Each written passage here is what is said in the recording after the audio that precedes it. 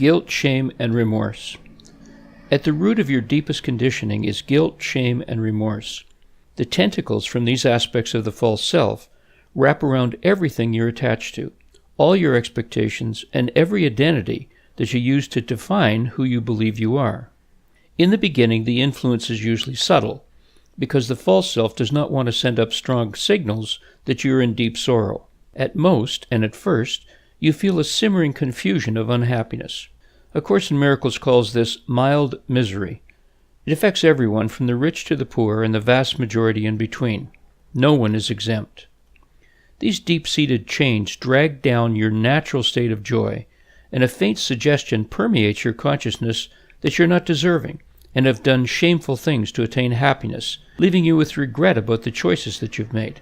As a result, and until you have made the choice to be truly free, you mask these feelings through sedations of various kinds, constant distractions. The internet mobile world is a blatant current example, or just plain running.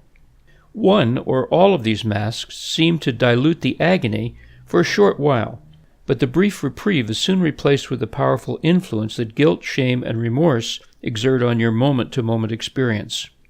The original guilt came when you, as God, descended into unconscious awareness of who you are, and stepped into the false identification with your creations.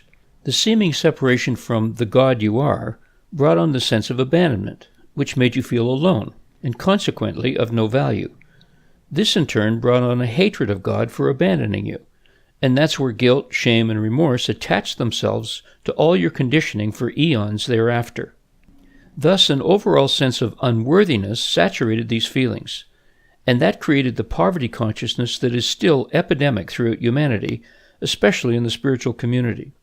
The remedy, as always, is to remember who you are as God, and the simplest and most direct route to it is to declare it. I am that I am is this declaration, which soon brings up the recollection of truth while dredging up all the sludge of conditioning that has blocked who you are, to be transformed. Never has there been an easier moment since the original fall of consciousness to awaken than in the extremely high-frequency new energy you now live within.